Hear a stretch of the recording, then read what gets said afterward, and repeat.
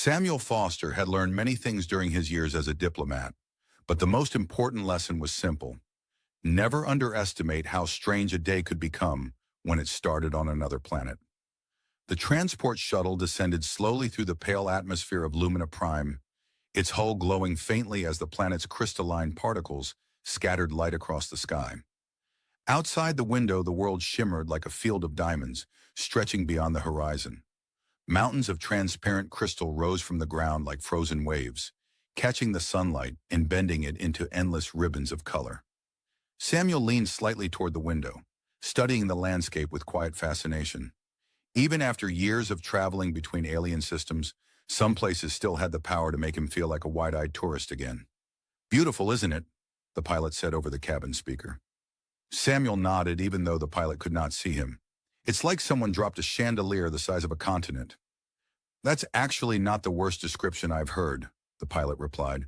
"Last diplomat said it looked like a giant jewelry store exploded." Samuel chuckled softly. He suspected that description might have been closer to the truth. He adjusted the collar of his uniform and reached briefly for the small chain resting beneath the fabric. His fingers found the familiar shape of the medallion hanging around his neck. The metal felt warm. It always did. For 25 years, the medallion had rarely left him. Some people carried photographs. Others kept lucky coins or trinkets. Samuel carried a piece of metal given to him by a girl whose name he had never known. The memory surfaced easily, as it always did when he touched it. Smoke, crowds, sirens screaming across a sky filled with ships. He had been 9 years old and absolutely certain that the universe had decided to end that afternoon. The evacuation station had been chaos. Humans, alien refugees, soldiers shouting instructions no one seemed able to follow. Samuel remembered gripping a railing so tightly his fingers had hurt. His parents had been somewhere in the crowd, trying to secure transport, and he had been very sure he was about to be left behind. That was when the girl appeared. She had looked almost human, except for her long ears that curved gracefully behind her hair. Even as a child, she carried herself with a strange calm, as if the chaos around them had somehow forgotten to frighten her. She had walked directly up to him, studied his terrified face, and placed something small into his hand. "This will keep you safe," she had said. 9-year-old Samuel had not been entirely convinced. At that point, a large spaceship, a defensive army, and possibly a miracle would have seemed more reliable. But he had kept the medallion anyway, because she had believed it. The shuttle vibrated gently as it began its final descent. Samuel blinked the memory away and returned to the present. The capital city of Lumina Prime spread beneath them now, built between enormous crystal formations that glowed softly from within. Towers of polished mineral rose alongside elegant alien structures whose architecture curved like flowing water. Samuel exhaled slowly. Diplomatic mission, peace negotiations. Nothing dramatic, hopefully. He straightened in his seat as the shuttle touched down smoothly on the landing platform. A moment later, the hatch opened with a quiet hiss, revealing the luminous city beyond. Waiting for him were several officials from Lumina Prime. Their tall, slender forms and long ears confirmed what Samuel already knew about the species. Their expressions were polite but cautious. One of them stepped forward. "Diplomat Samuel Foster," the official said, his voice calm and musical. "Welcome to Lumina Prime." Samuel stepped down from the shuttle and gave a respectful nod. "Thank you. I have to say, your planet is stunning." "We are pleased that you approve." Samuel glanced around again at the endless crystal structures. "If any of your buildings accidentally fall over," he added thoughtfully, "humanity would like to officially volunteer to collect the pieces." The officials stared at him. Samuel waited. After a few seconds, one of them tilted his head slightly. "You wish to steal our architecture?" Samuel raised both hands innocently. "Not steal, borrow permanently." A pause followed. Then, to Samuel's relief, one of the younger officials let out a quiet laugh. The tension in the group softened immediately. Samuel smiled. Diplomacy, he had learned, often worked best when people remembered they were allowed to laugh. As they began walking toward the transport vehicle waiting nearby, Samuel felt the medallion shift slightly against his chest. For a brief moment, the metal grew warmer. Samuel frowned slightly. "Strange," he murmured. The official walking beside him glanced over. "Did you say something?" Samuel shook his head. "No," he said lightly. Just talking to my good luck charm. He did not know why, but something about this planet made the medallion feel almost awake. And somewhere deep in his memory, the image of a brave alien girl with long ears stirred quietly, as if the past had decided it was not finished with him yet. The vehicle that carried Samuel through the capital of Lumina Prime moved without wheels or visible propulsion. It hovered a few centimeters above the crystal roadway, gliding forward with the silent confidence of technology that had long ago solved problems humanity was still arguing about in engineering conferences. Samuel sat comfortably in the back seat, trying very hard not to stare like a tourist. He failed. Outside the transparent walls of the transport, the city shimmered. Towering crystal spires rose like frozen lightning bolts, each one glowing softly from deep within. The light was not harsh like artificial illumination. It was gentle, warm, almost alive. Streets curved gracefully between the formations, filled with elegant structures that seemed grown rather than built. Samuel leaned slightly closer to the window. "Your planet looks like someone designed it specifically to make photographers cry," he said. The alien official sitting across from him tilted his head. "Cry? From happiness," Samuel clarified quickly. "Or envy, possibly both." The official considered this. "We will inform our architects they have succeeded." Samuel smiled faintly and settled back in his seat. His diplomatic training told him to remain composed, but curiosity was stronger than etiquette. Every few seconds he noticed some new detail. Floating transport lanes higher in the air, small drones weaving carefully between the towers, faint streams of glowing particles drifting through the atmosphere, like slow snowfall. "What are those?" Samuel asked, pointing upward. "Luminal fragments," the official replied. "Microscopic crystal particles native to our atmosphere. They refract light and stabilize the planet's energy fields." Samuel nodded slowly. "So basically your entire sky is made of shiny science." "That is an acceptable description." Samuel rubbed his chin thoughtfully. "Earth scientists are going to be extremely jealous." The official's expression remained calm, but Samuel suspected amusement hiding beneath the surface. The vehicle turned smoothly into a wider avenue leading toward the palace district.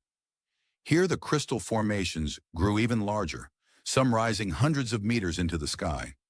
Bridges of transparent material connected them high above the streets, creating an intricate network of walkways that glowed like strands of light. Samuel felt the medallion shift faintly against his chest again. Warm, not hot, just warm enough to notice. He casually touched it through his uniform.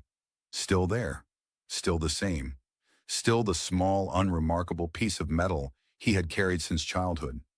And yet something about Lumina Prime seemed to wake it. He had never felt it react like this before. "Is something troubling you, Diplomat Foster?" the official asked. Samuel blinked and withdrew his hand quickly. "No trouble. Just checking that my extremely important diplomatic equipment is still operational." The official's eyes lowered slightly towards Samuel's chest. "You refer to the object around your neck?" "Yes." "It does not appear to be technological." Samuel nodded. "That's because it's advanced human stealth technology. Very secret." The official paused, then very slowly, one eyebrow lifted. "I see." Samuel leaned back comfortably. "You don't believe me." "I did not say that." "You absolutely thought it." The official allowed the faintest hint of a smile. The vehicle continued forward until the palace complex came into full view. Samuel had seen photographs of the structure during mission briefings, but none of them captured the scale of it. The palace was not a single building. It was an entire formation of massive crystal towers fused together into a sweeping architectural structure that rose from the ground like a mountain of light. Sunlight flowed through the translucent surfaces, filling the surrounding air with shifting colors. Samuel let out a low whistle. "All right," he said quietly. "I officially withdraw my chandelier comment." "You compared our world to lighting equipment earlier," the official noted. "Yes, but this is far beyond chandelier territory." "What territory would you place it in now?" Samuel studied the palace for another moment. "If someone told me a star had decided to become a building, I might believe them." The vehicle slowed as it approached the main entrance platform. Tall guards stood waiting near the gates, their armor reflecting the crystal light like polished mirrors. Their long ears curved elegantly behind their helmets, giving them an almost mythical appearance. Samuel straightened his posture slightly. Diplomatic mode, serious face, professional attitude. The vehicle came to a smooth stop. One of the officials turned toward him. "You will soon meet Queen Arya." Samuel nodded. "I've read the reports." "She is perceptive." Samuel smiled faintly. "That's a polite way of saying she'll know if I'm nervous." The official did not answer. Samuel exhaled slowly and stepped out of the transport. The air of Lumina Prime felt strangely alive, cool, clear, carrying faint vibrations of energy from the surrounding crystal structures. As Samuel walked toward the palace entrance, the medallion warmed again. Stronger this time. For a brief second, an old memory flickered across his mind. A frightened boy, smoke in the sky, and a young girl with long ears placing a small object into his shaking hands. "This will keep you safe." Samuel shook the memory away. 25 years was a long time. People changed. Worlds changed.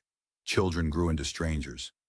He stepped through the palace gates, unaware that somewhere deeper within the crystal halls, a queen who had never forgotten that moment was about to meet the boy she had once tried to comfort.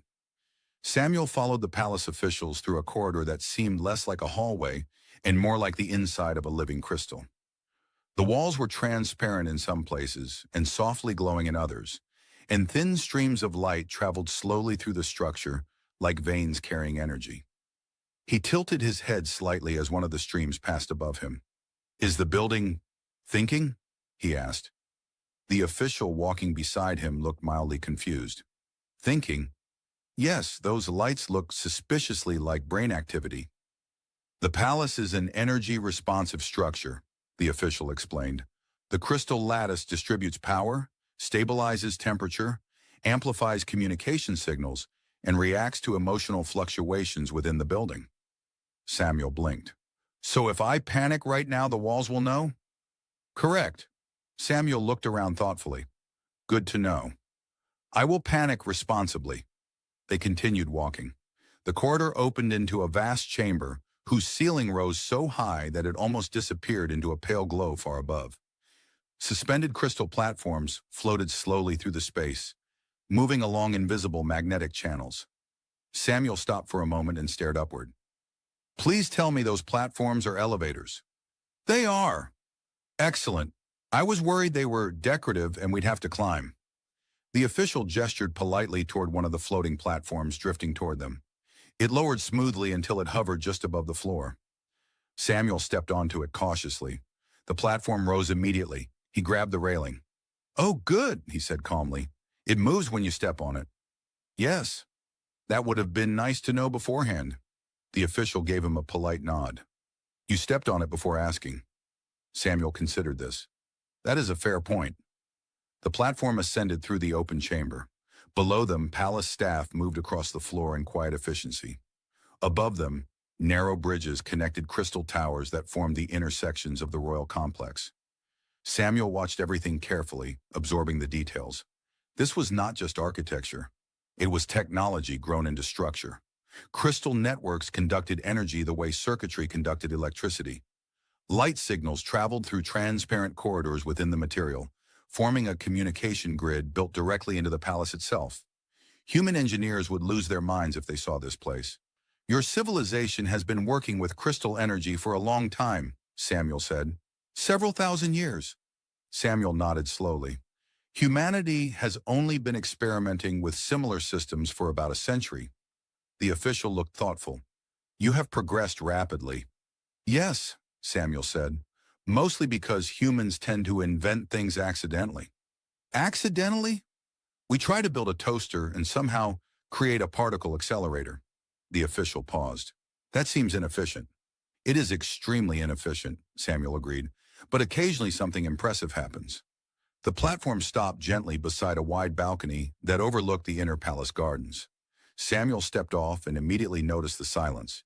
Outside, the city had been full of movement and energy, but here the atmosphere felt calm and almost reflective.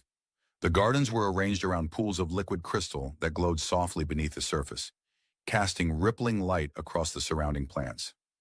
Alien trees with thin silver leaves swayed gently in the air. Samuel folded his arms. Your gardens are nicer than most human cities. We believe leaders should think in beautiful environments. Samuel nodded. On Earth, we usually think in rooms filled with paperwork and stress. That explains several things. Samuel laughed quietly. They continued walking toward a tall doorway framed by two towering crystal pillars. Several palace guards stood nearby, their armor reflecting soft waves of color across the floor. One of them stepped forward and spoke briefly with the official escorting Samuel. Their voices were low and calm. Samuel waited patiently, studying the interior architecture again. The medallion warmed, not dramatically, just enough to make him notice. He touched it again through his uniform. The metal felt almost responsive, strange. He had carried it through dozens of star systems without anything like this happening. Diplomat Foster. Samuel looked up. The official had finished speaking with the guards. You will now enter the council chamber. Samuel straightened his posture slightly. Diplomacy mode again. Professional. Calm. No accidental destruction of alien furniture? Probably. He followed the guards through the doorway. The chamber beyond was enormous, though quieter and more formal than the rest of the palace. A long, crystalline table stretched across the center of the room, surrounded by several alien advisors seated in elegant chairs grown directly from the crystal floor.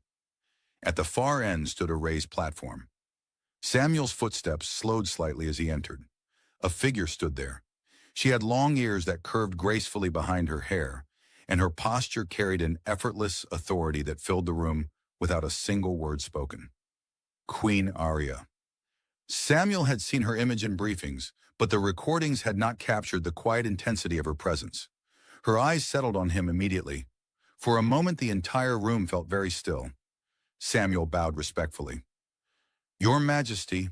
Her voice was calm when she answered. Diplomat Samuel Foster. Welcome to Lumina Prime. Samuel lifted his head. Their eyes met.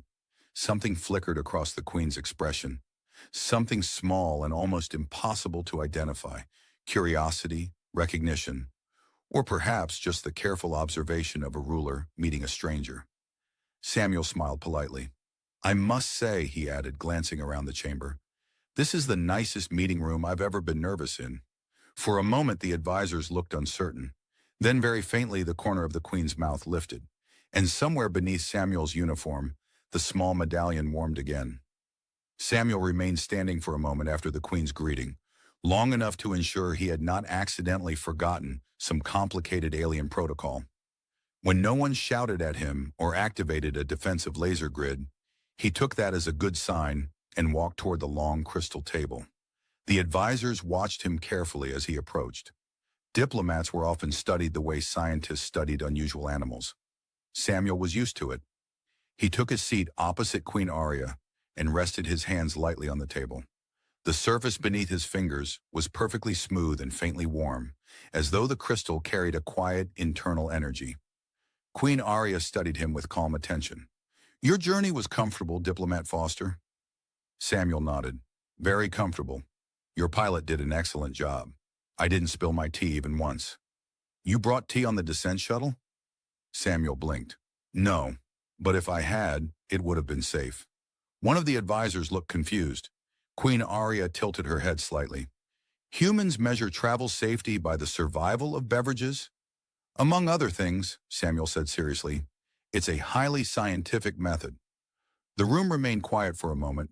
Then one of the younger advisors allowed a quiet laugh before quickly trying to look serious again. Samuel noticed the Queen observing the exchange carefully. Not offended, interested. Good. Diplomatic progress often began with small things like laughter. Queen Arya leaned forward slightly. We have reviewed the preliminary proposals from your government. Trade cooperation between our systems could be beneficial. Samuel nodded. That is our hope as well. A section of the crystal table illuminated softly, projecting a holographic display between them. Star maps appeared above the surface, glowing points marking trade routes and navigation corridors between human space and Lumina Prime. Samuel gestured lightly toward the projection. Our engineers believe a shared navigation network through the outer sectors could reduce travel time by nearly 40%. An advisor spoke. The outer sectors contain unstable gravitational anomalies. Samuel nodded. Yes, humanity has several of those as well. We call them places where our pilots panic. The advisor stared at him. Samuel shrugged slightly. It's a technical term. Queen Arya's eyes narrowed slightly, though Samuel could see the faintest trace of amusement there again. Your people approach dangerous regions with humor? Samuel folded his hands. Your Majesty, humans approach most things with humor. It's how we survive them. The Queen considered that quietly. For several minutes, the discussion turned fully professional.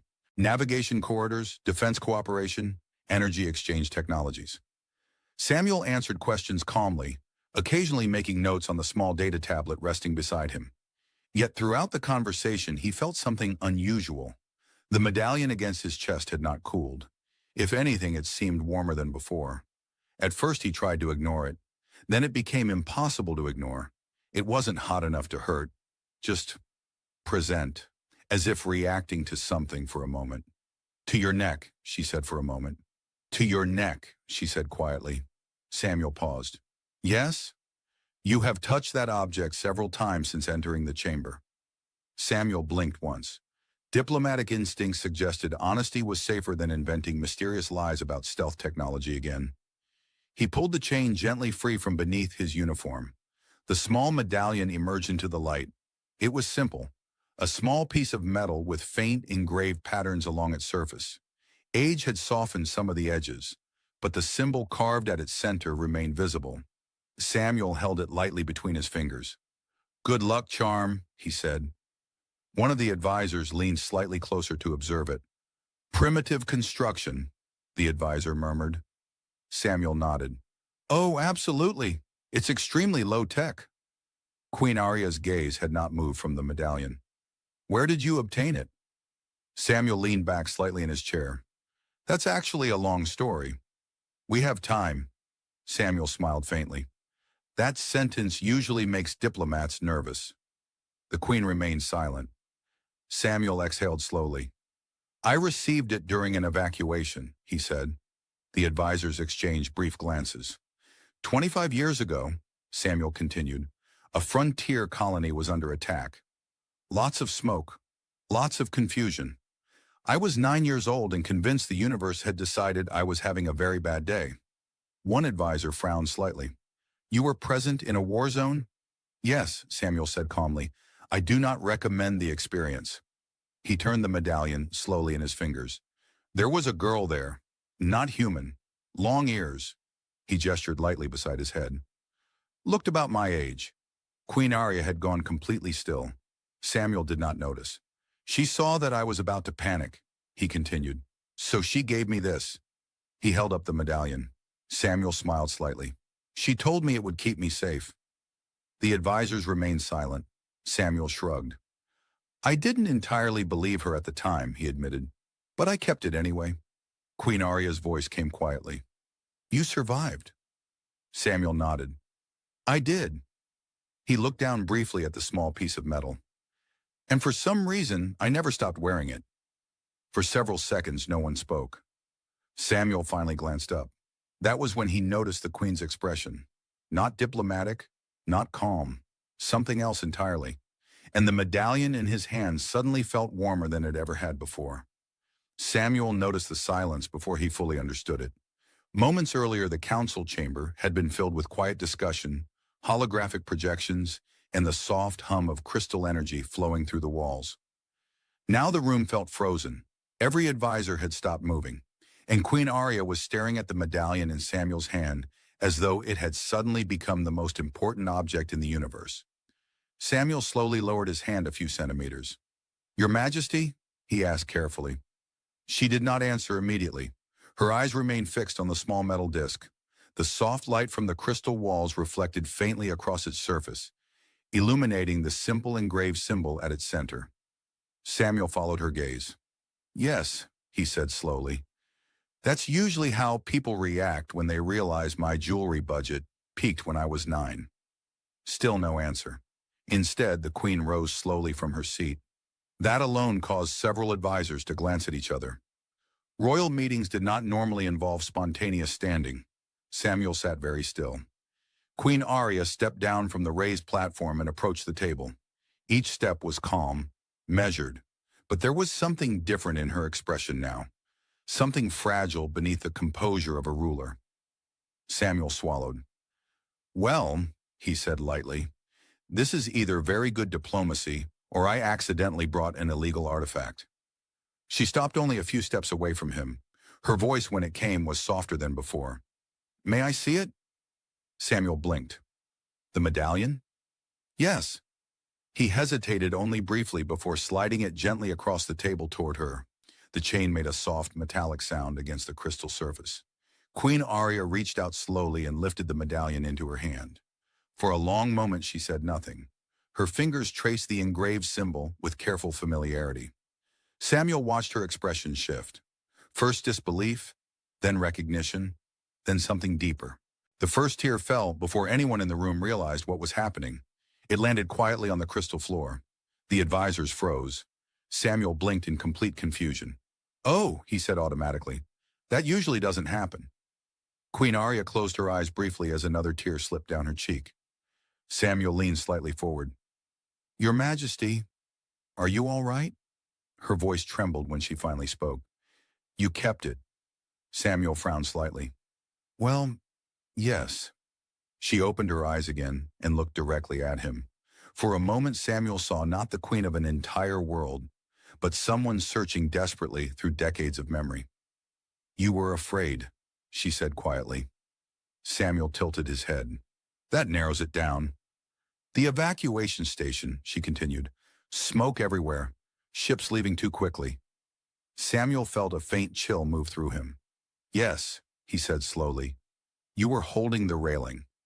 His fingers tightened slightly on the table. "Yes. You looked certain the universe had abandoned you." Samuel blinked. "How would you—" She lifted the medallion slightly. "I gave this to you." The words hung in the air. The advisors looked between them, clearly struggling to understand what they were hearing. Samuel stared at her, then at the medallion, then back at her again. A very long silence followed. Finally, Samuel leaned back slowly in his chair. "Well," he said carefully, "this meeting just became significantly more interesting." Queen Arya laughed through her tears. The sound surprised everyone in the room. Samuel rubbed the back of his neck. "Wait," he said. "You're telling me that the brave alien girl who gave this to a terrified human child," he pointed at himself, "was you?" She nodded slowly. "I never knew your name." Samuel blinked again. "And I never knew yours." Another advisor spoke cautiously. "Your Majesty, is this truly the same object?" Queen Arya turned the medallion over in her hand. "I remember carving the symbol myself," she said quietly. "My instructors were very unhappy about it." Samuel smiled faintly. "I'm glad you ignored them." She looked back at him. "For 25 years, she said softly, I wondered if that frightened boy survived." Samuel spread his hands slightly. "Well," he said, "good news." Queen Arya laughed again, wiping her tears with the back of her hand. The advisors looked utterly stunned. Samuel leaned forward slightly. "I should mention," he added, "that if this medallion turns out to be some kind of ancient royal artifact, I am absolutely willing to pretend I knew that." Queen Arya shook her head, still smiling faintly. "It was never meant to be valuable." Samuel nodded. "Then it did exactly what it was supposed to." He gestured gently toward the room. "It kept me safe long enough to come back." The queen looked at the medallion once more, and for the first time since the meeting began, the crystal walls of the chamber glowed slightly brighter, reacting quietly to the emotional energy flowing through the room. No one in the chamber seemed to remember how to breathe properly. Samuel could almost hear the thoughts racing through the advisors' heads. Royal protocol, diplomatic risk, emotional catastrophe. Someone please find the section in the palace handbook titled, "What to Do When Your Queen Starts Crying Over Human Jewelry." Queen Arya still held the medallion, but her grip had softened. She looked at it as though it might dissolve if she blinked too hard. Samuel cleared his throat gently, mostly because silence at that level of intensity tended to make him nervous, and he had already established that the palace would report his emotions to the walls. If it helps, he said, I've also cried in meetings, usually when someone shows me budget spreadsheets. A few advisors blinked. One of them looked offended on behalf of spreadsheets. Queen Arya's lips twitched, and that tiny movement seemed to loosen the air in the room. Budget spreadsheets? She repeated, voice still unsteady. Samuel nodded solemnly. Truly humanity's greatest weapon. She let out a soft breath that was halfway between a laugh and a sob. Her shoulders relaxed slightly, the crystal walls dimmed by a fraction, as if the palace itself had decided to stop holding its breath. Queen Arya returned to her seat slowly. She placed the medallion on the table between them instead of keeping it in her hand, like someone setting down a fragile memory. Samuel watched her carefully. He had faced warlords, corporate tyrants, even a particularly hostile AI that had insisted it was legally a planet. None of those situations had felt as delicate as this. Your Majesty, an older advisor said cautiously, perhaps we should... Queen Arya raised her hand without looking away from Samuel. No, she said, calm, returning to her voice. We will continue. The advisor stopped immediately, though his expression suggested he would later file a complaint with the universe. Samuel leaned forward slightly. If you want, he offered, we can pretend that didn't just happen and go back to trade routes. Queen Arya looked at him. No, she repeated, softer this time. I have waited too long for this moment to pretend it is not real. Samuel blinked once, then gave a small nod. Fair, he said. I waited 25 years too. Although I didn't know I was waiting, I thought I just had poor fashion sense. A younger advisor coughed, as if trying to hide a laugh. Queen Arya glanced toward him. He straightened instantly and looked like a statue again. Samuel's gaze dropped to the medallion. The metal no longer burned with warmth. It felt steady now, like it had finally reached the place it belonged. What happened that day? Queen Arya asked quietly. After you left the station. Samuel exhaled slowly, letting the memory unfold without rushing it. My parents found me, he said. We got onto a transport ship at the last minute. I remember the ramp closing and thinking I'd never see the sky again. Then the ship jumped into hyperspace and suddenly everything was silent. He paused, searching for the right words. When you're a child, you think silence means safety. Now I know silence just means the danger is behind you, waiting to be remembered. Queen Arya's eyes remained fixed on him, absorbing every detail. Samuel continued, voice lighter again to keep the weight from settling too heavily. I spent the next week refusing to let go of the medallion. My mother tried to take it off once, because she thought it might be contaminated or cursed. I screamed like I'd been attacked by a space monster. Queen Arya's expression softened. She tried to remove it? Yes, Samuel said. I told her it was my survival device. She told me survival devices do not come from mysterious girls in smoke-filled evacuation stations. And you disagreed? Strongly, Samuel said. I explained that the girl had clearly been an expert in survival devices. She had long ears. Long ears are a sign of expertise. Queen Arya's laugh this time was real, though it was quiet. Samuel felt his chest loosen at the sound. I never forgot you, he admitted. I just never knew where you were, or if you were alive. I assumed you were some random brave kid from some random world. Queen Arya lowered her gaze briefly. I was not random, she said. I was already being trained for leadership. My tutors dragged me onto that station because they believed my presence would convince our people to evacuate faster. I hated it. I wanted to be useful, not symbolic. Samuel nodded. That sounds miserable. It was, she said. And then I saw you. Samuel tilted his head. A small human boy alone in the crowd, she continued. Your eyes were too wide, as if you were trying to memorize the chaos so you could later prove it happened. Samuel's throat tightened slightly. I remember thinking you looked like you might break, she said, and I could not allow that, not when everything else was breaking. She touched the medallion gently with one finger. So I gave you the only thing I had, she whispered. Something I made myself. Something my tutors said was foolish. Samuel leaned back slightly, studying her. Well, he said, your tutors were wrong. The older advisor cleared his throat again, clearly desperate to reclaim the meeting. Your Majesty, the treaty... Samuel turned toward him politely. We're getting there. The advisor frowned. This appears unrelated. Samuel nodded thoughtfully. Actually, I think this is the most related thing that has ever happened. Queen Arya looked at Samuel again. Connections forged in crisis, she said softly.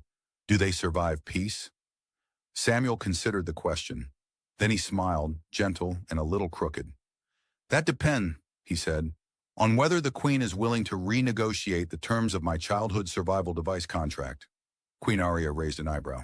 You had a contract? I was 9, Samuel said. I assumed everything important came with paperwork. For the first time since the meeting began, the council chamber felt less like a battlefield of diplomacy and more like a room where two people were finally allowed to exist as themselves. And somewhere deep in the crystal walls, faint streams of light began to pulse slowly again, as if the palace itself had decided this was a story worth recording. The council chamber eventually remembered that it was supposed to host a diplomatic meeting. Samuel suspected that somewhere deep within the palace archives, historians were already trying to invent a respectable explanation for the last hour. Your Majesty cried because of strategic emotional resonance during negotiations. Samuel almost laughed out loud at the thought. Instead, he leaned back in his chair and glanced once more at the medallion resting between them on the crystal table. The small piece of metal looked exactly the same as it always had. Simple, slightly worn, unimpressive by every technological standard. The galaxy. And yet somehow it had just reorganized an entire diplomatic meeting. Queen Arya rested her hands lightly on the table. The last traces of tears had disappeared, replaced by the calm composure expected of a ruler. But something softer remained in her expression now.